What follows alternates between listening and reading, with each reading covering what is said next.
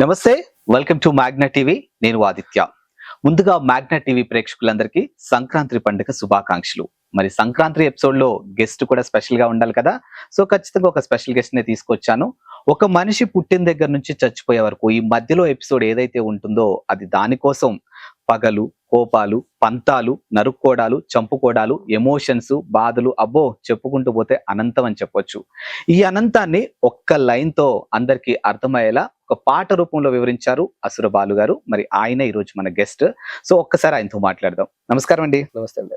ముందుగా మీకు సంక్రాంతి పండుగ శుభాకాంక్షలు. Thank you. పిలవగానే మా ఇంటర్వ్యూకి వచ్చినందుకు చాలా చాలా థ్యాంక్స్. ఈ ఇంటర్వ్యూ స్టార్ట్ చేసే ముందు మీరు నమ్మే ఆ పరమేశ్వరుడు సాక్షాత్తు శ్మశానంలో ఉంటారు. అవును. సో మరి ఒక్కసారి ఆయన పాటతో ఇంటర్వ్యూ స్టార్ట్ చేద్దాం. ఓ శివ నా పరమ శివ, ఓ శివ నా పరమ శివ, ఆడినంతసేపు ఆడిస్తావు, బొమ్మలన్నీ నువ్వు విసిరేస్తావు. ఆడినంతసేపు ఆడిస్తావు, బొమ్మలన్నీ నువ్వు విసిరేస్తావు. అంతలోనే ఏదో మాయ చేస్తావు, వింత లోకములో నీతి చెప్తావు. శివుడా నీ మాయ తెలువదు, శివుడా నీ లీల తెలువదు. శివుడా నీ మాయ తెలువదు, శివుడా నీ లీల తెలువదు.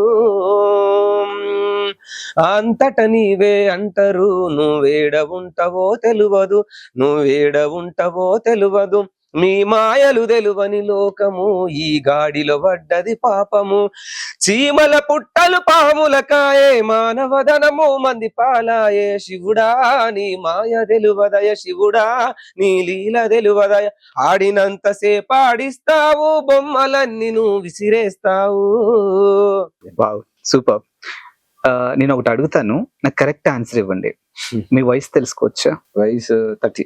ఇప్పుడు 30లో ఉన్నారు. అంటే జనరల్ గా మీ సాంగ్స్ అన్ని యూట్యూబ్ లో నేను చూస్తూ ఉంటాను. అండ్ మీరు రాసిన ప్రతి పాట కానీ, లేకపోతే మీరు పాడిన ప్రతి పాట కానీ, మీరు కంపోజ్ చేసిన ప్రతి పాట కానీ compare to other singers or compare to other music directors అన్నిటికీ కొంచెం డిఫరెంట్ గా అనిపిస్తాయి. ఎందుకు అని అంటే ఒక్కొక్క సెగ్మెంట్ లో ఒక్కొక్కటి కనిపిస్తుంది. ఈయన ఏదైనా సాంగ్ చేస్తాడంటే ఖచ్చితంగా శ్మశానంగా అనిపిస్తుంది. అండ్ ఇంకోటి మనుషులకి సంబంధించినటువంటి జీవిత సత్యాలు చెప్తారు. ఇవన్నీ చూస్తుంటే ఒక పాయింట్ ఆఫ్ వ్యూ నాకు అనిపిస్తుంది, అరే అసుర బాలుకి వైరాగ్యం వచ్చేసిందేమో, ఇంకా అరే జీవితం మీద విరక్తి వచ్చేసిందేమో అనిపిస్తుంది. నిజంగానే మీకు అంత వైరాగ్యం వచ్చిందా జీవితం మీద? సో పెరిగిన పరిస్థితులు అండ్ కొద్దిగా ఫ్యామిలీ బ్యాక్గ్రౌండ్ గానీ, నేను ఆ సిచ్యువేషన్స్ లో ఉన్నప్పుడు, అంటే నేను స్కూల్ లైఫ్ లో ఉన్నప్పుడు 2010 ఆ సమయం నుంచి కొద్దిగా ఫైనాన్షియల్లీ ఇబ్బందులు బాగుండడం కానీ, ఆర్థికంగా మాకు ఫాదర్ లేకపోవడము, ఒక పూట తింటే గానీ ఈ పూట తినాలంటే మనం నెక్స్ట్ పూట ఆలోచించాల్సి అలాంటి క్రిటికల్ పొజిషన్ ఉండే. సో చదువుకోవడానికి కూడా చాలా క్రిటికల్ పొజిషన్ మాది. సొసైటీలో ఉండే ఇవన్నీ చూస్తుండేవాట. అంటే కులం ఏంటి, మతం ఏంటి, మనిషి ఎందుకు, ఒకరికి ఒకరి మధ్య డిఫరెన్స్ కానీ, అంటరానితనం, ఇవన్నీ బాగా అబ్జర్వ్ చేసిన వ్యక్తి నేను ఊర్లలో. సో నా స్కూల్ లైఫ్ లో ప్రతిదీ వెళ్ళినప్పుడు ఇవన్నీ బాగా చూస్తూ, ఇప్పుడు మనం ఒక కిరాణా కొట్టుకి వెళ్ళాం, షాప్కి వెళ్ళాం అనుకో, బేసిక్లీ కొద్దిగా దూరం ఉండండి అని చెయ్యికి ఇవ్వకుండా కొద్దిగా దూరం ఇవ్వడం. సో ఇలాంటివన్నీ చూస్తుండే. సో ఎందుకు మనిషికి ఇంత దూరం? అందరూ పుట్టేవాళ్ళే, అందరూ చచ్చేవాళ్ళే. సో ఎవరు చచ్చినా అదే ఏడుపు, ఎవరు పుట్టినా అదే సంతోషం, బాధ, దుఃఖం, ఇదన్నీ అందరికీ ఈక్వల్, సమానమే కదా. అలాంటప్పుడు మనిషికి ఎందుకు దూరం? పోవాల్సింది మనిషి ఎక్కడికి? శ్మశానానికే కదా. సో అట్లా వస్తుండే ఆలోచనలు. సో అప్పటికి నాకు సాహిత్యము, పాటలు అంటే ఇవి చాలా ఇష్టం. సో అప్పుడు అనిపించింది అనమాట, నేను సింగర్ గా అప్పటికి పరిచయం అవుతున్నా, ఏదైనా కొత్తగా చేస్తే బాగుంటది అన్న ఆలోచన అప్పుడు 10th ఇంటర్ డిగ్రీ మూమెంట్ లోనే ఉండే. ఎవరైనా ఒక పాట చేస్తే దానికి మన ఆల్టర్నేట్ గా ఒక వేరే స్టేజ్ మీద ఒక పర్ఫార్మెన్స్ ఉందనుకో, వాళ్ళు వెస్టర్న్ డాన్స్ చేశారు అనుకో, మనం కల్చరల్ చూజ్ చేసుకోవడం, వాళ్ళు ఏదైనా ఇంకా చేస్తే మనం పూర్తి ఒక డైలాగ్స్ చెప్పేది, అలా అనమాట. కొద్దిగా డిఫరెంట్ గా పోవాలి. అంటే వైరాగ్యం అంటే ఏం లేదు కానీ మనిషిని కొద్దిగా మేల్కొల్పాలి. సో నేను అలాంటి నేను ఒక డైలాగ్ రాసుకున్నాను. మనుషులతో జాగ్రత్త, మృగాలతో కాదు. పామేనయం కాటేసిపోతుంది, తేలేనయం కుట్టేసిపోతుంది. మనిషి అట్లా కాదు, పక్కనే ఉండి ప్రాణాలు తీసేవాడే మనిషే. మురిసిపోతూ ఉన్నవేమో, పరుచుకున్న వెన్నలేలే. చెప్పుతున్నాడు ఈ అఘోరి, చెప్పుతున్నాడు ఈ అఘోరి, మనిషి అట్లా కాదు, మనిషి అట్లా కాదు కాదు. నమ్మేశావు కదూ, నమ్మేశావు కదూ, నిజమే నిజమే. మనిషి మీద అసుర బాలుకి ఇంత కోపం ఎందుకంటే నాకు 2 రీజన్స్ అడగాలని ఉంది.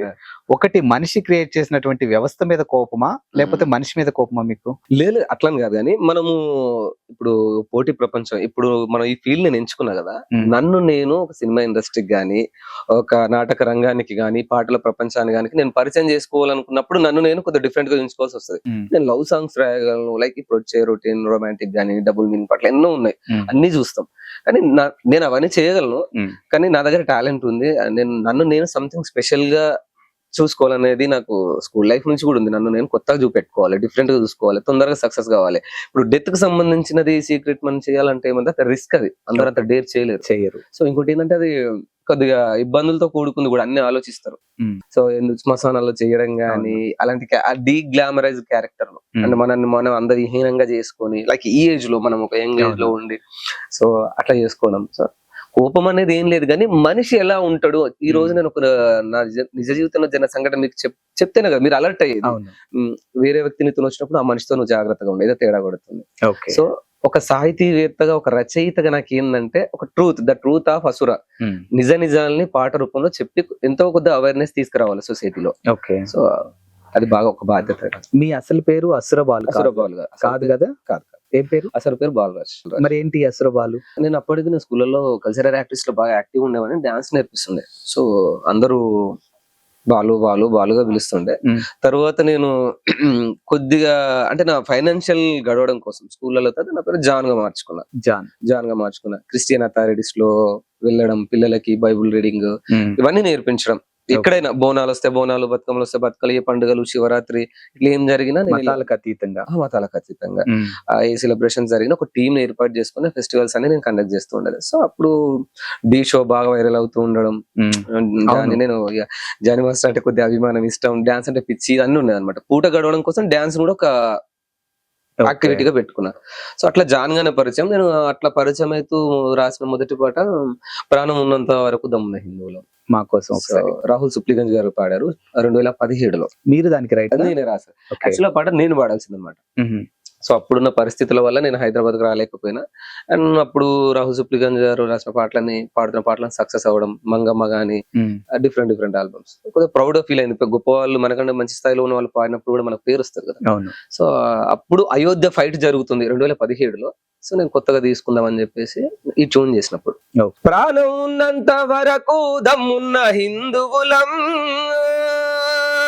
అయోధ్యలోన కడతాము మేమంతా రామ మందిరం, ప్రాణం ఉన్నంత వరకు దమ్మున్న హిందువులం, అయోధ్యలోన కడతాము మేమంతా శ్రీరామ మందిరం, నింగిలోన చుక్కలు మెరువాల, జయ జయ బజరంగని గొంతెత్తి పాడాల, కాషాయం జెండా ఇంటి పైన ఎగరాల, హిందూ ధర్మాన్ని గడప గడప చాటాల, జయ శ్రీరామ హనుమాన, శత్రు సంహార గగన విహారి, మాకు ధైర్యం నువ్వే అవ్వాలి, ప్రాణం ఉన్నంత వరకు దమ్మున్న హిందువులం, అయోధ్యలోన కడతాము మేమంతా రామ మందిరం. సాహిత్యం మీద ఎన్నో సంవత్సరాలు పట్టున్నోళ్ళు రాసేటువంటి లిరికల్స్ మీ సాంగ్స్ లో నేను చూసాను. Thank you. సో మీలో ఇలాంటి ఒక కళ ఉంది అనేది మీకు మీరుగా ఎప్పుడు ఐడెంటిఫై చేసుకున్నారు? అసలు 10th క్లాస్ ఆ టైంలో? అంటే నేను అనుకున్నాను అనమాట, అంటే నాకు చదువు అంటే చాలా ఇష్టం. యాక్చువల్ గా నేను మంచి టీచర్ కావాలని ఉంది. నాకు చదువు అంటే చాలా పిచ్చి, బాగా చదివేవాడిని. బట్ అప్పుడున్న పరిస్థితులు, మనం చదువుకోవడానికి డబ్బులు ఇవన్నీ పెద్ద ప్రాబ్లం అయిపోయేది. చదువును కొనాల్సిన పరిస్థితి ఆ టైంలో. సో ఎందుకులే అంటే చదువుకుందాము, బట్ మరీ అంత కాకుండా నాలో ఒక యాక్టివిటీ ఉంది, ఇంత మంచిగా డాన్స్ చేస్తున్నా, పాటలు పాడుతున్నా కదా, దీన్ని ఎంచుకుందాం, చూద్దామని దీని ఒక టార్గెట్ గానే పెట్టుకున్నా, డ్రీమ్ గా సక్సెస్ కావాలి. కానీ సక్సెస్ కావాలంటే పోటీ ప్రపంచంలో మనం కొద్దిగా డిఫరెంట్ గా ఆలోచించాలి. సో అని నేను ఆ టైంలో అప్పుడు ఈ కాన్సెప్ట్ తీసుకోవడం, కానీ సాహిత్యం మీద చాలా మంచి పట్టు ఉంది. అవును, అర్థమవుతుంది. నేను ప్రతి పాట కూడా ఏం రాస్తున్నా అసలు ఈ జనానికి అందులో ఇంకోటి ఏంటంటే నా పదాలని చాలా ఈజీగా ఉంటాయి నోటిగా పాడుకోవడానికి. వేరే వాళ్ళ పాటలకి మన పాటలకి డిఫరెన్స్ అదే, కొద్దిగా వేరే వాళ్ళు రాసినప్పుడు కొద్దిగా క్రిటికల్ గా ఉంటాయి, కొంచెం సాంస్కృతిక లేకపోతే గ్రాంధికం యాడ్ అవుతుంది దాంట్లో. ఇది మనకి ఏంటంటే చాలా డైలీ యూజ్, ఏం తిన్నావా ఎట్లున్నావు అన్నట్టుగా దాని ఒక న్యాచురల్ లాంగ్వేజ్ లో సింపుల్ గా ఈజీ ప్రాసెస్ లో తీసుకుని ఒక అద్భుతమైన ట్యూన్ వినగానే అబ్బా ఇది నా లైఫ్, ఇది నేనే, ఇది నా జీవితంలో జరిగిన సంఘటనే అనుకోలేదు. అంటే మీ డే 1 లైఫ్ నుంచి రైట్ నో ఇప్పుడు నా ముందు ఇంటర్వ్యూ కూర్చునేంత వరకు ఈ మధ్యలో ఏదైతే పీరియడ్ ఉందో అసురబాలు యొక్క లైఫ్ స్టైల్ అనేది కంప్లీట్ గా చేంజ్ అయింది. అంటే ఐ థింక్ మీరు రాసిన పాటలు కానీ మీరు పాడిన పాటలు కానీ ఇవన్నీ చూస్తుంటే ఫైనాన్షియల్ గా కూడా కొంచెం బిల్డ్ అయ్యాడని నాకు అనిపిస్తుంది. అంటే మేబీ మీకు వస్తున్నటువంటి ఆఫర్స్ ఇవన్నీ చూస్తుంటే కూడా, బట్ స్టిల్ కూడా ఇంకా అదే శ్మశానాన్ని యూటిలైజ్ చేసుకుంటున్నారు అండ్ శివుడికి సంబంధించిన అది సెలెక్ట్ చేసుకుంటూ ఉన్నారు కదా. అంటే నిజంగా మీరు శివ భక్తులేనా? అంటే నేను సీరియస్లీ అంటే అంతగా నమ్మను, అంటే సీరియస్ గా పోయి ఒక మొండి భక్తుడు పిచ్చి భక్తుడు టైప్ ఆఫ్ కాదు. రెస్పెక్ట్ చేస్తా, నాకు ఇష్టం, ఒక మంచి పీస్ఫుల్నెస్ కోసం ప్రశాంతత కోసం నేను వెళ్తా. అలా నాకు తెలియకుండానే ఆ డాన్స్ వైపు ఆ శివుని వైపు అట్లా అడక్ట్ అయిపోయాను నేను. ఓకే, అట్లా తెలియకుండానే ఇప్పుడు శివనామస్మరాలు చేయకుండా ఇప్పుడు ఉండలేదు, ఇప్పుడు నా వల్ల కాదు. పొద్దున్న డైలీ లైఫ్ లో అమ్మ అని ఎట్లా అంటామో అలాగే పరమేశ్వర అది నా ఊతపదం లాగా. ఇప్పుడు లిరిక్స్ కూడా శ్మశానంలో కూర్చొని రాస్తారా? అంత లేదండి, ఇంట్లో కూర్చొని రాస్తా, అట్లేం లేదు. కోఇన్సిడెంట్ మనకి ఏదో తెలియదు కానీ ఆ సిచ్యువేషన్ ఎదురైనప్పుడైనా రాసుకుంటూ వెళ్ళాం మనం కలమాటే వెళ్తుంది, ఆ ప్రాస వైపు వెళ్ళాలి. నాకు లవ్ సాంగ్స్ ఇవన్నీ చేయాలంటే అటే వెళ్తుంటాయి. సో ఫ్రెండ్స్ తో జాలి ఉండడం, తిరగడం, ఎక్కడికైనా వెళ్ళినా కానీ కంటికి ఫస్ట్ ఆఫ్ ఆల్ నాకు అదే కనిపిస్తుంది, శ్మశానం ఇలాంటివి కనిపిస్తాయి. అది నాకు ఏంటో అర్థం కాదు, మరి షూట్ కు అక్కడ కనబడకూడదు ఇలాంటివి నేను అనుకున్నా కానీ డెఫినెట్ గా కనిపిస్తుంది, మళ్ళీ అదే కనిపిస్తుంది.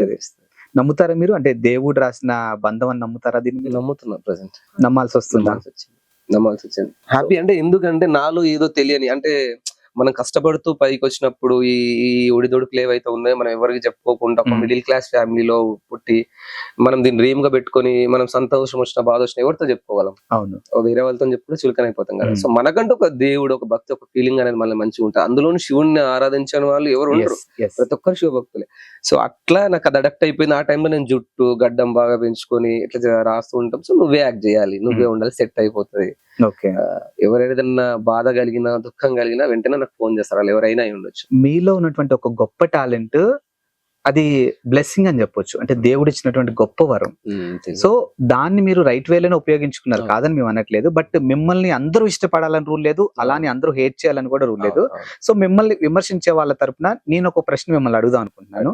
సో మీరు ఖచ్చితంగా ఆన్సర్ చేయాలి. అసుర బాలుకి చాలా టాలెంట్ ఉంది, చాలా బాగా చేస్తాడు, శివుడి పాటలు బాగా రాస్తాడు, అసలు జీవిత సత్యాలు ఆయన దగ్గర నుంచి నేర్చుకోవచ్చు.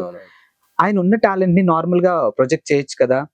ఎందుకు ఈ శ్మశానాలు, ఎందుకు ఈ శివుడు ఇవన్నీ బేస్ చేసుకొని చేస్తున్నారంటే జనాల్లో ఒక ఏమంటారు అటెన్షన్, మీడియా అటెన్షన్ కావచ్చు, జనాల అటెన్షన్ కావచ్చు, ఈ పిచ్చి ఎక్కువ ఉంది అసుర బాలుకి అంటారు. వాళ్ళకి ఏం చెప్తారు?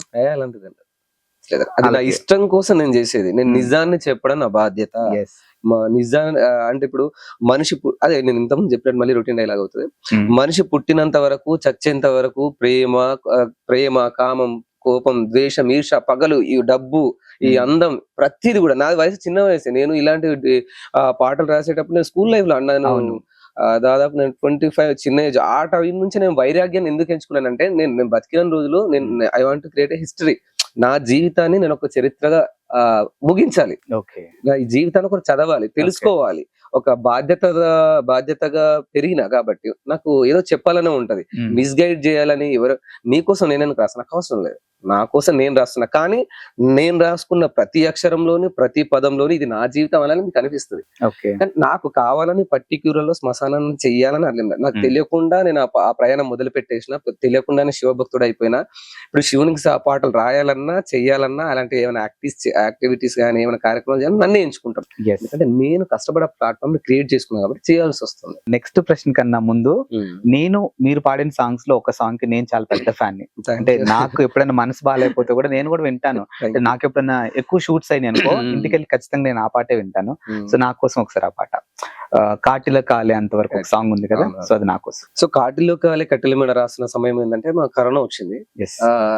కానీ లిరిక్స్ నేను అంత ముందుకే ఇవి బాగా రాస్తూ ఉండేవాడిని కాబట్టి ఆ పాటను బయట తీసుకోవడానికి చాలా ప్రయత్నం చేసిన సందర్భాల్లో అప్పుడు అందరూ చచ్చిపోతున్నారు. So this is the right way అనిపించింది, నాకు అప్పుడు అనిపించింది. అప్పటికి నేను నాకు ఒక ప్లాట్ఫామ్ క్రియేట్ అవుతుంది, డిఫరెంట్ చచ్చిపోతా అనిపించింది. ఇంకా అందరం చచ్చిపోతున్నాం కాబట్టి ఇది రిలీజ్ చేయాల్సిందే, ఈ మూడ్ లో ఈ నిజాన్ని జనాలకు చెప్పాలి, కాటిలో కాలే అని అనుకున్నా.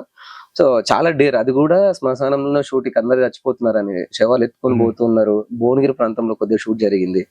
సో చాలా రిస్ట్రిక్షన్స్ అన్నమాట, షూట్ చూడలేవు వితౌట్ మాస్క్, ఇక ఉంటుంటే పోతాం by. But I want prove, నేను అది నాకు ఒక సమయం, ఇక ఈ ప్రపంచం అంతమైపోతుంది, నన్ను నేను ప్రూవ్ చేసుకోవాలి, ఈ పాట ద్వారా తెలియాలన్న అసలు బాలు క్రియేట్ గాను. ఓ మనిషి బొందల గడ్డరని ఆస్తి, ఓ మనిషి తొందర పడితే కాదు మరి, ఓ మనిషి బొందల గడ్డరని ఆస్తి, ఓ మనిషి తొందర పడితే కాదు మరి, కాటిలో కాలే అరెరరే కాటిలో కాలే, కాటిలో కాలే కట్టెల మేడ రమ్మంటున్నదిరా, నువ్వు ఎప్పటికైనా రావాల్సిందని నవ్వుతా ఉన్నదిరా, నువ్వు ఆడిన ఆటలు చెప్పిన మాటలు చాలు రవో నరుడా, మరువకు మరువకు నీకు నాకు స్నేహం ఉన్నదిరా, ఓ మనిషి బొందల గడ్డరని ఆస్తి, ఓ మనిషి తొందర పడితే కాదు మరి. సో ఇందులో ఇంకొక లిరిక్ ఉంటుంది, నీ అందం చందం సొమ్ములు సోకులు గంధపు చెక్కలురా, నీ పైసల పరుపు పదవుల వలపు కాలం చెల్లునురా, కాలే నిప్పుల బూడిదలోను బజ్జోనా కన్నా, ఆకలి దూపలు అసలే ఉండవు హాయిగా ఉంటదిరా. చావు ఎంత అందంగా ఉంటది, ఎంత బ్యూటిఫుల్, నువ్వు ఎంజాయ్ చేయాలి, బాధపడొద్దు అనే టైప్ లో. ఆకలి దూపలు అసలే ఉండవు, హాయిగా ఉంటది, కాలే నిప్పుల బూడిదలో, ఆ కాలుతున్నటువంటి బూడిదలో నువ్వు పజ్జుకో అంటే పడుకో, తల్లి కడుపులో నువ్వు ఎట్లయితే పడుకుంటావు అంత హాయిగా పడుకో, నీకేమి కాదు, ప్రశాంతంగా పైకి వెళ్ళిపోతావు. అంటే ఒక 30 సంవత్సరాల కుర్రాడు ఆకతాయిగానో, లేకపోతే అమ్మాయిల వెనకనో, లేకపోతే ఏ పబ్బుల వెనకనో ఇలా తిరిగే జనరేషన్ లో చూసిన నేను, ఒక 30 సంవత్సరాలు ఒక కుర్రాడు లైఫ్ స్టైల్ ని ఇంత చక్కగా పాట రూపంలో తెలియజేస్తూ ఉండంటే నాకు కూడా చాలా ముచ్చటగా అనిపిస్తుంది. సో ఇప్పటి వరకు మీరు రాసినటువంటి సాంగ్స్ కానీ, లేకపోతే మీరు ప్రజెంట్ చేసిన ఈ లిరిక్స్ కానీ, ఇవన్నీ కూడా ఇండస్ట్రీ నుంచి బెస్ట్ కాంప్లిమెంట్స్ కానీ, లేకపోతే ఇండస్ట్రీ నుంచి సపోర్ట్ ఎప్పుడైనా ఉందా మీకు? ఇండస్ట్రీ నుంచి అంటే ఆ పేరు చెప్పలే గానీ ఆ పొగడతలు అయితే వచ్చినాయి. బుందలగడ్డ పాట గానీ, అండ్ ఇంకోటి వెల్లురా ఓ మనిషి వెల్లురా అని ఒక సాంగ్ ఉంది. ఆ పాట బయటకు వచ్చినప్పుడు సినిమా ఇండస్ట్రీ నుంచి కొంతమంది ఫోన్ చేశారు, చాలా గొప్ప సాహిత్యం, చాలా గొప్ప భవిష్యత్తు ఉంది, అంటే వాళ్ళ అవకాశం మనకి ఇవ్వకపోయినా వాళ్ళ అప్రిషియేషన్ ఉంది, ఎప్పటికైనా ఇండస్ట్రీలో నువ్వు రాణిస్తావు. ఈవెన్ మన మోహన్ బాబు గారు పిలిచి నన్ను, చాలా హ్యాపీ అనిపించింది నాకు. పిలిచి ఇంటికి పిలిచి నాకు భోజనం పెట్టి, ఏంది నీ వయసు చూస్తే మీరు అదే అనిపిస్తుంది, మీ వయసులో ఉన్న కుర్రాళ్ళందరూ లవ్ పార్టీలు పబ్బులు అని ఎంజాయ్ చేసి నువ్వేంటి ఇట్లా ఇదేంటంటే, లేదు సార్ నాకు ఇష్టం, అలా నాకు తెలియకుండానే ఇట్లా అయిపోయింది, ఏదో ట్రూత్ చెప్పాలి, నేను సక్సెస్ కావాలనుకున్న తరుణం ఇట్లా జరిగిందంటే నేను చాలా అప్రిషియేషన్ చేశాను. ఆ టైంలో ఏదో మూవీలో నీకు అంటే అప్పుడు నాకు జుట్టుగడ్డ కూడా బాగుంది, హెవీ ఉండే, కొద్దిగా బుద్ధి ఉండేటువంటి, నీకు చూడడానికి అచ్చను ఒక తమిళ నటుల్లా ఉన్నావు, నువ్వు మంచి సినిమా అవకాశాలు కూడా వస్తాయి, నువ్వు ప్రయత్నం చేశాను, ఆశీర్వాదం ఇచ్చి చాలా గొప్ప మాట్లాడారు. ఎలాగో నటుడు అని ఒక టాపిక్ వచ్చింది కాబట్టి, అసురబాల్లో నటుడు ఉన్నాడని నాకు కూడా తెలుసు. సో నేను చూసాను కొన్ని వీడియోస్ లో. సో మీకు నటన అంటే కూడా చాలా ఇష్టం. సో మా వ్యూవర్స్ కోసం మీకు నచ్చింది ఒక మంచి డైలాగ్ తో మీరే ఒక మంచి సీన్ చేసి చూపిస్తారా? ఎలా అంటే ఇప్పుడు మా వెనకాల మా యాంకర్స్ కూడా జనరల్ గా అసలు మా యాంకర్స్ ఎప్పుడు ఇలా ఇంటర్వ్యూస్ లో ఒకళ్ళ ఇంటర్వ్యూలో కూర్చోం మేము. అలాంటిది ఈ రోజు అసురబాలు వస్తున్నారంటే మా వాళ్ళు కూర్చున్నారు. మీరు ఆ గాంభీరం వాయిస్ తో లేచి వెళ్ళిపోవాలి మా వాళ్ళు ఇక్కడ నుంచి. ఇప్పుడు భయపెట్టమంటారా? ఎస్, ఆ రౌద్రం చూపించండి.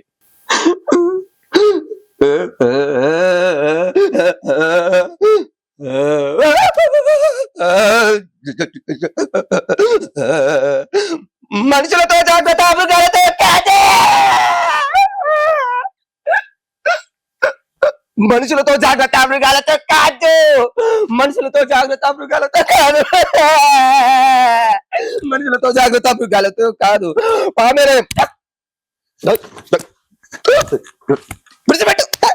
మనుషులతో జాగ్రత్త, మృగాలతో కాదు, పామేనయం కాటేసిపోతుంది, తేలేనయం కుట్టేసిపోతుంది.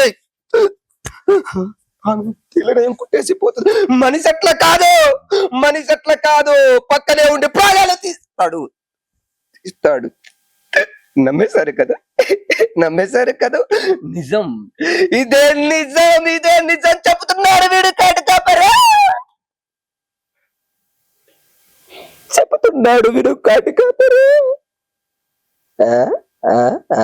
Oh my God. యాక్చువల్ గా మా యాంకర్స్ భయపడతారు అనుకున్నా కానీ ఓ పాయింట్ నేను కూడా వెళ్ళిపోతానే అనుకున్నాను. సీరియస్లీ అసలు ఇంకా మాటలు లేవు, మాట్లాడుకోవడాలు లేవన్నట్టుగా అనిపించింది. సో యాక్టింగ్ పరంగా ఎప్పుడైనా ఆఫర్స్ వచ్చాయా మీకు? అంటే అదే మోహన్ బాబు గారు పిలవడం, చాలా మంది కొంతమంది అయితే చూసారు అనమాట. కొన్ని డైలాగ్ బాడీ లాంగ్వేజెస్ కానీ యాక్టింగ్ చూసినప్పుడు ప్రతి వాళ్ళు పాట గురించి యాక్టింగ్ గురించి కూడా చూస్తారు కదా. సో చూసినప్పుడు నాకు వాళ్ళు అట్లా అన్నారు, మీరు యాక్టింగ్ స్కిల్స్ బాగా ఉన్నాయి. ఇప్పుడు లాస్ట్ 2 years మీరు అన్నట్టు పెద్ద సక్సెస్ ఏం లేదు.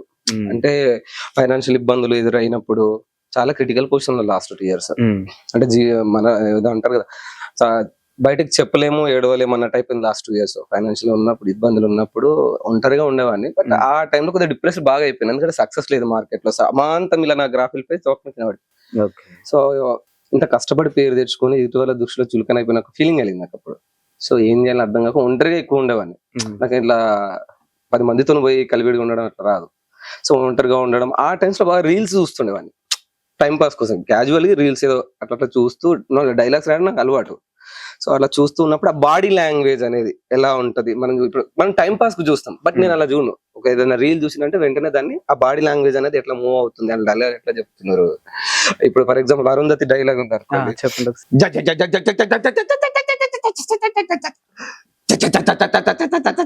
రాలే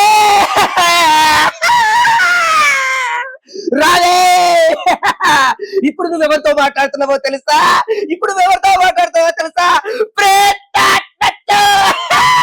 నీకో విషయం తెలుసా, నేను చచ్చిపోయి 10 రోజులైంది. వదలా నిన్ను రోమ అని అనువాదించి రంజ చేయాలనుందే బొమ్మాలి. అంతం సర్వనాశనం చేస్తా. ఇందాకలా మీరు అంటే దీనికన్నా ముందు నా గ్రాఫ్ ఇలా ఉండింది, ఆల్మోస్ట్ ఒక 2 years నేను చాలా డిప్రెస్ అయ్యాను అది ఇది అని చెప్పినప్పుడు ఎక్కడో మీ కళ్ళలో చిన్న ఎమోషనల్ గా అనిపించింది, అంటే బాధ వేసింది అనమాట. నాకు అర్థమవుతుంది. అంటే ఇంత యాక్టింగ్, ఇంత సాహిత్యం ఉన్న లోపల ఏదో ఒక అలా ఉండిపోయింది వెళ్తే, ఏంటిది అది? అండ్ నేను ఇప్పుడు దాదాపు అన్ని మిలియన్స్ కూడా బాగా హిట్స్ రాశా. ఇచ్చినప్పుడు ఫైనాన్షియల్ గా కానీ నేను నిలదొక్కుకోపోయాను. మిస్టేక్స్ బాగా చేసి డబ్బులు పోగొట్టుకొని నమ్మి కానీ, అండ్ సమయానికి నా వీడియోస్ ఎన్నో రిలీజ్ కాలేదు, చాలా ఉండే. లేకపోతే ఇంకొక టాప్ ఇంకా మంచి పొజిషన్ లో, బెటర్ పొజిషన్ లో ఉండేవాడిని. కొన్ని లైఫ్ లో నేను నా పర్సనల్ లైఫ్ లో మిస్టేక్స్ చేయకపోతే అని ఒక ఫీలింగ్ కలిగింది. సో అలా ఎన్నో మోసాలు, ఎన్నో దగాలు చాలా చూసాను. ఎందుకంటే ఇప్పుడు డబ్బున్న వాళ్ళు లైక్ అన్ని ఫెసిలిటీస్ మంచిగా ఉండి మనం ఏమైనా పోగొట్టుకుంటే వాడు బాధపడాల్సిన అవసరం లేదు. ఎందుకంటే వాళ్ళకి మా అమ్మో నాన్నో లైక్ ఎవరో ఫ్యామిలీ ఎవరో సీరియస్. బట్ మనం ప్రతి పైసా, ప్రతి రూపాయి, మనం 3 పూటలు తినే దాంట్లో 1 పూట తిని మిగతా 2 పూటలు దాపెట్టుకొని మన లైఫ్ లో ఇట్స్ చేస్తాం. సో అది అనిపించింది అనమాట. Suicide 2 times suicide attempt last year. ఎందుకు ఆ కళ్ళల్లో నీళ్లు ఆపుతున్నారు? తీయండి బయటికి. అంటే ఏడ్చేడ్చి కన్నీళ్ళు అయిపోయింది. ఇప్పుడు తెలుస్తుంది మీ కళ్ళల్లో నీళ్లు లేదు. సో అట్లా బ్రదర్ గా నాతో షేర్ చేసుకుని పర్లేదు. చాలా ఏడుపు వచ్చేది. అంటే ఒంటరితనంగా నేను ఏడ్చిన రోజులలో, అండ్ నేను ఈ రోజు అంటే ఏడుపు వస్తుంది, బట్ కన్నీళ్ళు ఇప్పుడు వచ్చే సిచ్యువేషన్ లేదు. ఎందుకంటే నేను దాన్ని అంతగా గుండె బండరా ఇలా అంటారు కదా, ఉంటాను చేస్తాను. సో అలాంటి టైంలో నాకు junior NTR fans president Sudhakar అన్న అని, బొమ్మసాని సుధాకర్ అని అంటారు ఆ అన్న. అండ్ ఇంకోటి నిజంగా ఆ భగవంతుడు ఉన్నాడో లేదో నాకు తెలియదు, కానీ ఉంటే మాత్రం వాళ్ళ రూపంలో ఉంటాడేమో అనిపిస్తుంది సుధాకర్ అన్న. సో ఆ అన్న అండ్ ఇంకొకరు ప్రసాద్ అన్న అని చెప్పేసి నిజామాబాద్ లో ఉంటారు. నా ప్రతి పాట షూట్ లో అన్న లేకుండా షూట్ నడవదు. ఆ షూట్ కలిపిన బంధమే ఏంటది బహుశా. వీళ్ళే నన్ను అంటే లైక్ ఫైనాన్షియల్ గా చూసుకోవడం కోసం. ఎందుకంటే మనం కష్టపడి హైదరాబాద్ కి వచ్చిన తర్వాత, ఈ ఫీల్డ్ కడెక్ట్ అయిపోయిన తర్వాత మనం ఇంకో ఫీల్డ్ పోలేము, వేరే పని చేయలేము. ఊరికి వెళ్తే చులకనగా చూస్తారు, వీడు ఎంత పోయి చేసి వచ్చిండో మళ్ళీ ఏం చేస్తున్నాడు, ఇంటికాడ ఉంటున్నాడు, ఇలాంటి మాటలు వస్తాయి. సో బాగా సెన్సిటివ్ క్యారెక్టర్ అయిపోయింది. కొన్ని పాటలు రిలీజ్ కాక మెంటల్ గా నేను తీసుకున్న స్ట్రెస్, ఎవరి మీద అరవలేక, తిట్టలేక, ఎవరికి చెప్పుకోలేక, అంటే బాగా డ్రింక్ చేసి అంటే నాకు బతకాలని ఇష్టం లేదనమాట.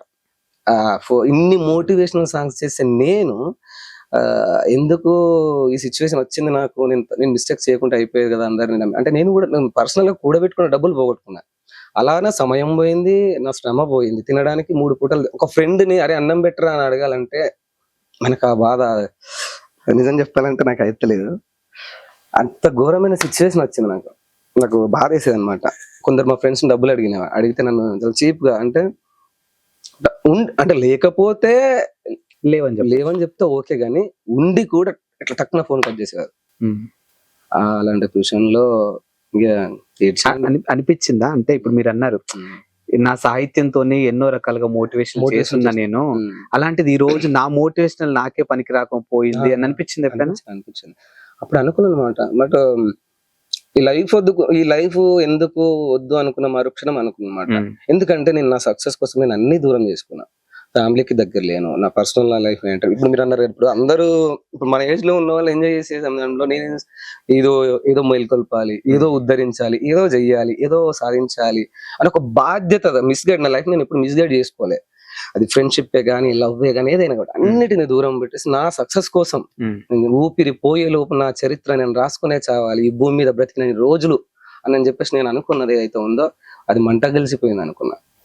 ఆ టైప్ అంటే ఇప్పుడు సమయం వచ్చింది కాబట్టి I have lots of experiences. నేను కూడా సమయం వచ్చింది కాబట్టి ఇప్పుడు యాజ్ ఎ బ్రదర్ గా నేను మీతో షేర్ చేసుకుంటాను. డబ్బు అనేది మనిషికి అవసరం మాత్రమే, కానీ డబ్బే జీవితం ఎప్పుడు అవ్వకూడదు. అది నేను తెలుసుకుంది. అండ్ ఇంకోటి ఏంటంటే మీరు అన్నారు చూసారా, ఎస్ నా మోటివేషన్ తో నేను 10 మందిని మోటివేట్ చేద్దాం అనుకున్నా, బట్ ఆ మోటివేషన్ ఈ రోజు నాకు ఒక పట్టెడు అన్నం పెట్టలేకపోయింది అని. ఎగ్జాక్ట్లీ నా ఫీలింగ్ కూడా అదే. నా మంచితనం వల్ల నాకు ఎవడో గ్లాస్ మంచినీళ్ళు ఇవ్వడు. సీరియస్ గా అదే నేను కూడా నేర్చుకున్నాను.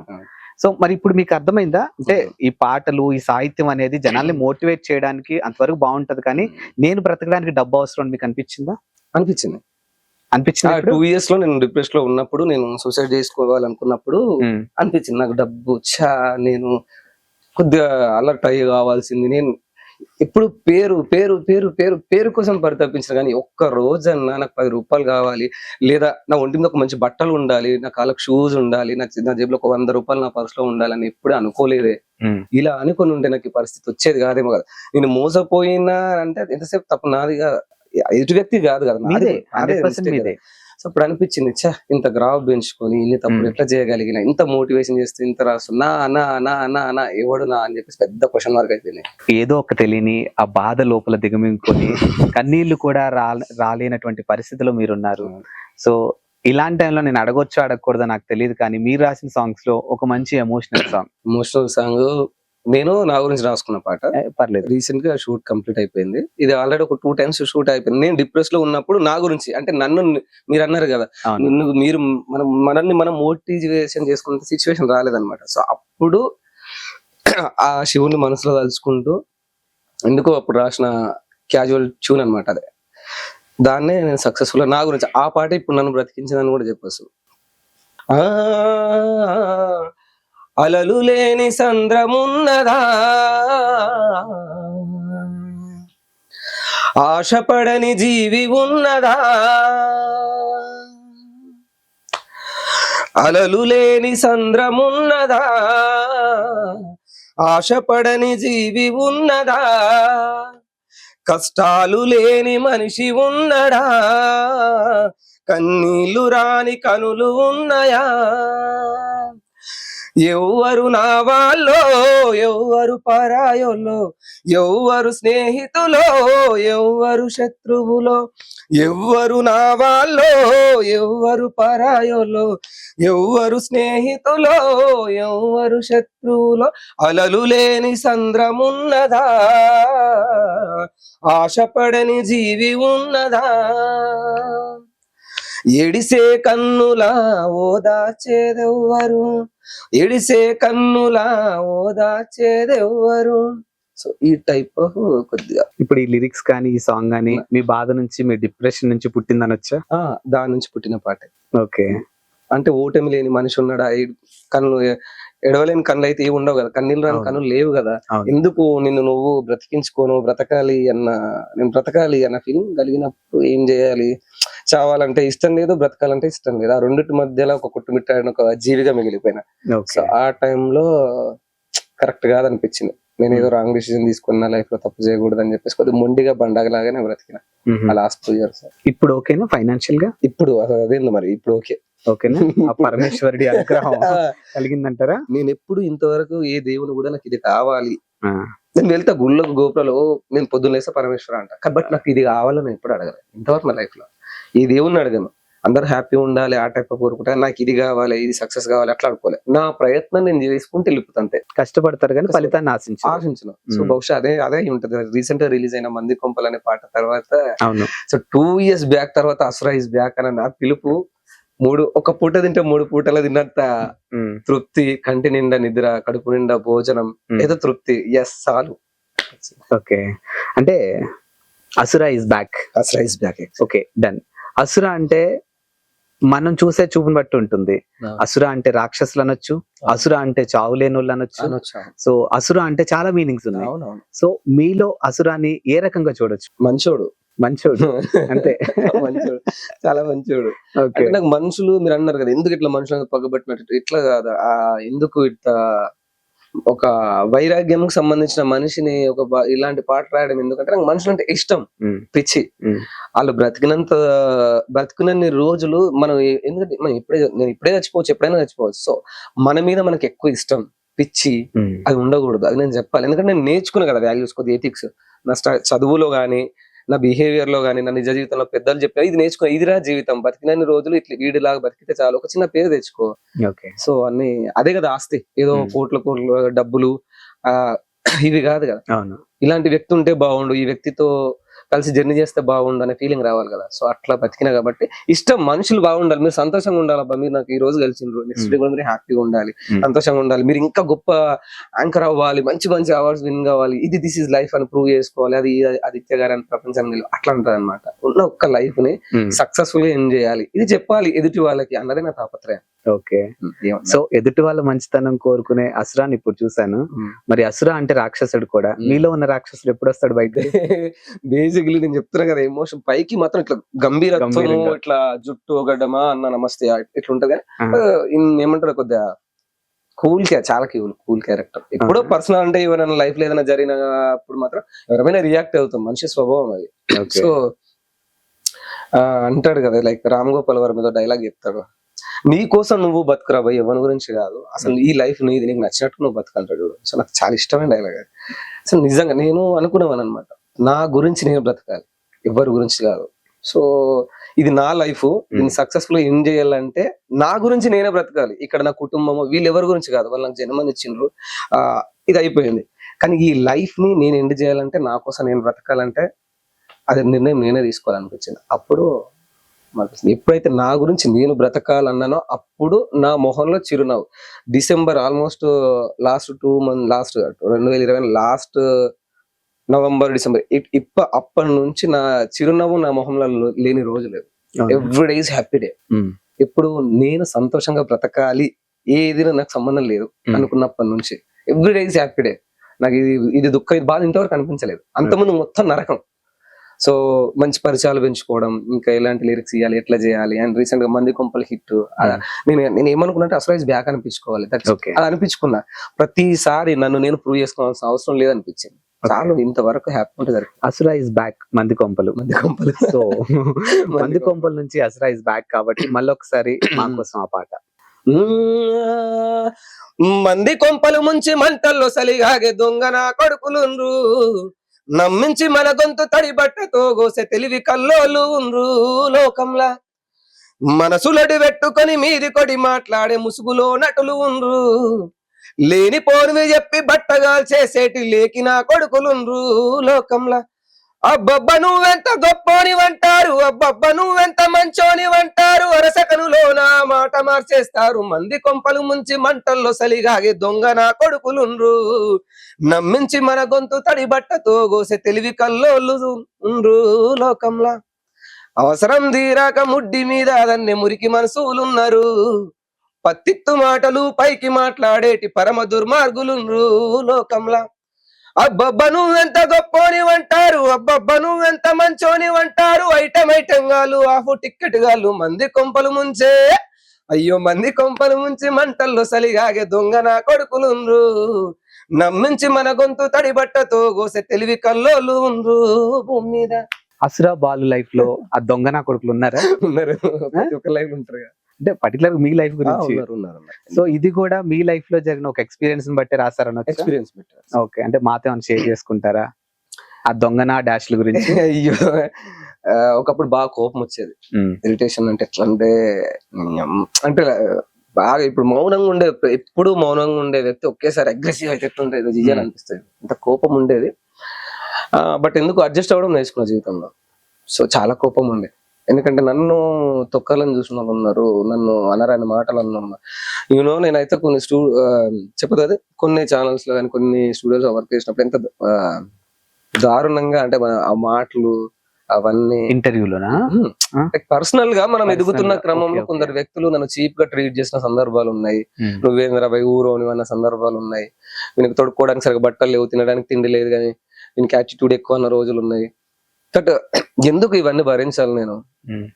నా ఫీల్డ్ కోసమే భరిస్తున్నా అనిపిస్తున్నా. బాత్రూమ్ అడుగుతుండే, వాష్రూమ్ పోతే నీళ్లు పోయారు, పాచిపోయిన అన్నం ఫీల్డ్ కోసం కడిగేవాడిని, తినేవాడిని, వాళ్ళని మాటలన్నీ భరించేవాడిని. తాగిన గ్లాసులు పెడుతుంటే తాగిన గ్లాసులు పక్కకు పెట్టేవాడిని. ఎంత సింపుల్సిటీ మెయింటైన్ చేసేవాడిని అంటే అంత సింపుల్సిటీగా మెయింటైన్ చేసేవాడిని. లంగా ఫుట్ ఏ డాష్ వర్డ్స్ యూజ్ చేసినా కానీ భరించేవాడిని. కానీ నేను ఎదుటి నీ కోసం నేను పని చేయాలి, నీకు సక్సెస్ కోసం పని చేస్తే నువ్వు నా కోసం ఏదైనా చేస్తావు అని ఆశించ మంచితనం అబ్బా. ఊరోళ్ళు అలాగే అంటారు కదా, ఊరోళ్ళు మంచోళ్ళు అబ్బా, స్వచ్ఛమైన మనసు ఉంటది, వాళ్ళకి ఏమి మోసం చేసి పోవాలి ఇలాంటి క్యారెక్టర్ ఉన్నది. సో నా ఊరు నుంచి వచ్చినప్పుడు నేను ఎవరి దగ్గర నిన్ను సక్సెస్ చేస్తే నువ్వు కాపాడుతావు, ఏముంటది 3 పూటలు భోజనం పెడతావు, నీకు ఇంత ఏదన్నా నీకు కలిగిన దాంట్లో ఏదైనా ఫైనాన్షియల్ నువ్వు సెటిల్ అయితే నాకు ఇంత ఇస్తావు. బట్ ఏ ఒక్కరు కూడా నాకు ఏం చేయలేదు, అవునా, ఏం చేయలే. అవన్నీ తలుచుకుంటా. మీరు అన్నట్టు అన్ని హిట్సే. నా జోనర్ లో నేనున్న ఈ ఏజ్ లో ఎన్నో మంచి మంచి పాటలు చేసుకోవాల్సిన సందర్భంలో నేను ఇలాంటి మోటివేషనల్స్ ఇవన్నీ ఇచ్చి దానికి కారణం కొందరు ఉన్నారు. బట్ శివానుగ్రహం ఉంటది లేదు, ఎవడు ఉంటుంది కదా చూస్తాడు. ఏమో ఇదేనే మన ప్రతిరోజు హ్యాపీగా ఉండాలని వరం ఇచ్చిండు, నాకు తెలియదు. ఇప్పుడైతే ఎవ్రీడే ఇస్ హ్యాపీ డే. అంటే మీకు ఉంటుందా అంటే లగ్జరీ కార్లలో తిరగాలి, మంచి హైఫై అపార్ట్మెంట్ లో ఉండాలి? ఎందుకు ఉండదండి? ఇప్పుడు నేను ఒక బెస్ట్ పొజిషన్ లో ఉంటేనే కదా నా చుట్టూ ఉన్న 10 మందికి నేను ఆశ్రయం ఇవ్వగలను. ఇప్పుడు ఒక నార్మల్ రూమ్ లో ఉంటూ రూమ్ రెంట్ కట్టుకుంటూ కొన్ని బియ్యం వేసుకొని కొన్ని కూరగాయలు తెచ్చుకొని ఫ్రిడ్జ్ లో కొన్ని మెటీరియల్స్ పెట్టుకొని వచ్చే ఆర్టిస్టులకి నా కళాకారులకు అన్నం పెట్టే మనస్తత్వం అంటే నాకు ఉన్నది. ఎందుకంటే ఆ స్థాయి నుంచి వచ్చినా కాబట్టి. ఇప్పుడు నేను కొద్దిగా బెటర్ లో ఉన్నా కాబట్టి ఏదో ఒక పూట ఫర్ ఎగ్జాంపుల్ ఏదైనా ఊరు నుంచి ఆదిలాబాద్ నుంచి ఎక్కడి నుంచి వచ్చారు అనుకో, ఎక్కడో రూమ్లలో ఉండడం ఎందుకు, లాడ్జ్లలో ఉండడం ఎందుకు, రోడ్ సైడ్ ఫుడ్ తినడం ఎందుకు? అసురన్న దగ్గర పోతే నీకు మంచి నిద్ర ఉంటుంది, భోజనం ఉంటుంది, ఎవరినైనా చెప్తారు. ఓకే, సో వస్తారు పోతారు, అలా డైలీ నీడ్స్ వాళ్ళు చూసుకుంటారు, వాళ్ళు కలిగిన దాంట్లో ఏదైనా ఇచ్చిపోతారు, లేకపోతే అంటే ఇప్పుడు మీరు కంపోజ్ చేసినటువంటి సాంగ్స్ కానీ లేకపోతే మీరు రాస్తున్నవి ఏవైతే ఉన్నాయో వీటికి ప్రొడ్యూసర్స్ ఉన్నారా మరి? మీకు ఎవరు లేరు, మీరే చేసుకున్నారు ప్రొడ్యూసర్. ఇప్పుడు ఈ దొంగన దానికి కూడా మీరే చేసుకున్నారు ప్రొడ్యూసర్. ప్రతి ఒక్క పాటకి అంటే ఒక సాంగ్ కి అసలు అప్రాక్సిమేట్లీ ఎంత అవుతుంది? నేను చేసేదానికి ఈజీలీ ఒక ఆల్మోస్ట్ ఒక 60-70 మధ్యలో. మీరే సింగర్, మీరే రైటర్. లైక్ క్వాలిటీ మ్యూజిక్ మంచి చేయాలనుకుంటాను, ఒక్కొక్కసారి 50లోనే సరిపెడతా. ఎందుకంటే నేనే రాసి, నేనే పాడి, నేనే యాక్టింగ్ చేస్తా. ఇక్కడ నాకు ఏముందంటే ఒక ట్రావెల్ ఖర్చులు, ఆర్టిస్ట్ కూడా పెద్దగా ఉండరు, కొంత కావాల్సిన వాళ్ళే పరిమితంగా ఉంటారు. అట్లా ఫుడ్ నీడ్స్ గా షూట్ పోతే ఖర్చు, ఎడిటింగ్ కాస్ట్, పోస్టర్, ప్రమోషన్స్ ఇట్లా చిన్నగా అన్ని నేనే చేసుకుంటా. డబ్బును వృధాగా ఏనాడు నేను ఖర్చు పెట్టలే. పిసినారోడ్ అంటారు. ఓకే, అంటే పిసినారోడ్ని పాటల గురించి నేను ఎందుకు వృధాగా ఖర్చు పెట్టడం? ఎవరైనా పిలిచి ఆహ్వానంగా పిలిచి ఏదైనా ట్రీట్ ఇచ్చిన ఎంజాయ్ చేస్తా. సో ఇప్పటి వరకు అసుర బాలుని మేము జీవిత సత్యాల మీద ఒక డిఫరెంట్ జోనర్ లోనే చూసాము. మరి మీరు లవర్ బాయ్, ఆ లవర్ బాయ్ ఎప్పుడు వస్తాడు? ఆ రొమాంటిక్ సాంగ్స్ మేము ఎప్పుడు ఎక్స్పెక్ట్ చేయొచ్చు? ఈ ఇయర్ డిఫరెంట్ ప్లాన్స్ ఉన్నాయా లేకపోతే మీ లైఫ్ లో ఎవరైనా ఉన్నారా? నా లైఫ్ లో లేదు, లవ్ అంటే స్పెసిఫిక్ గా లవ్ స్టోరీ లేదు. గాల్లో లెక్కలేస్తున్నారు? లేదు, నిజంగా ప్రామిస్లీ. అప్పుడు డ్రీమ్ కోసం అంటే నన్ను ఇష్టపడిన వాళ్ళు ఉన్నారులే. ఓకే, ఉన్నారు. బట్ నేను వదులుకోవాల్సి వచ్చింది ప్యాషన్ కోసం. సిచ్యువేషన్ తప్పలేదు, పరిస్థితి. అప్పుడు నేను ఫైనాన్షియల్ గా లేను, పేరు లేదు, బట్ టాలెంట్ ఉంది. నేను ఎప్పటికైనా సక్సెస్ అవుతానని నన్ను నమ్మిన అమ్మాయికి కానీ తనకు తెలుసు. బట్ అప్పుడు మనమే డిపెండబుల్ వేరే వాళ్ళ మీద, అంటే కుటుంబం మీదనో ఫీల్డ్ మీదనో 3 పూటలు తినాలని మనమే ఆలోచిస్తాం. అలాంటి టైంలో మనం పెళ్లి చేసుకొని లవ్ అని కరెక్ట్ కాదనిపించింది. చాలా మంది కూడా అన్నారు సక్సెస్ అవుతున్న తరుణంలో ప్రేమ ఇలాంటివి కొన్నిటికి దూరం ఉంటేనే మంచిగా, చాలా మంది అన్నారు. ఓకే, సో ఎందుకు అనిపించింది, అభద్రత భావం అంటారు కదా. Good. మంచిగా ఫీల్ అయిపోయిన వద్దు అమ్మో కెరియర్ గురించి వచ్చినా కదా ఇంకేం ముట్టుకోవద్దు. నేను యాక్చువల్ గా ఈ రోజు మీరు ఇంటర్వ్యూకి వస్తున్నారంటే నేను మా డిఓపిసికి ఒక ప్రామిస్ చేశాను. అంటే జనరల్ గా అశ్రుబాలు వస్తున్నాడంటే పెద్దగా మాట్లాడతారు, ఆయన జీవిత సత్యాల గురించి పాటలు పాడతారు, అండ్ రౌద్రంతో డైలాగులు చెప్తారు అని చెప్పేసి వాళ్ళు చెప్పారు. లేదు లేదు, ఆయనలో కూడా ఒక రొమాంటిక్ యాంగిల్ ఉంది, దాన్ని ఈ రోజు నేను బయటికి తీస్తానని చెప్పా. సో మీకు నచ్చిన ఒక రొమాంటిక్ డైలాగు, కొంచెం రొమాంటిక్ గా. రొమాంటిక్ గా కష్టమే, మన బాడీలో లేదు.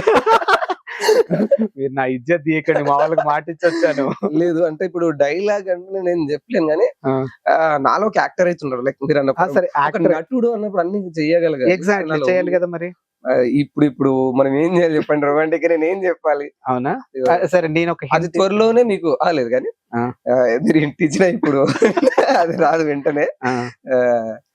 అతి త్వరలోనే ఒక మంచి పాట చూస్తారు మీరు నా పక్కన ఒక హీరోయిన్ తో. అవునా, అతి త్వరలోనే మీరు అందులో చూసిన తర్వాత మీరే తెలుగు అమ్మాయినా? తెలుగు అమ్మాయి అంటే జనరల్ హీరోయిన్ అనగానే సో బయట స్టేట్స్ నుంచి వచ్చారేమో అనుకున్నా.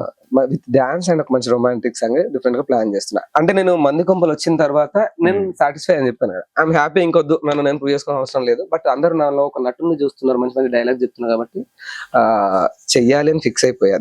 దానికి సంబంధించిన ప్రాసెస్ కానీ ప్రొడ్యూసింగ్ కూడా అన్ని జరుగుతున్నాయి. ఓకే, మీరు చూస్తారు. ఖచ్చితంగా మేము కూడా సపోర్ట్ చేస్తాం త్రూ మా ఛానల్ ద్వారా. మీకు ఎలాంటి సపోర్ట్ కావాలన్నా గానీ ఖచ్చితంగా చేస్తాం.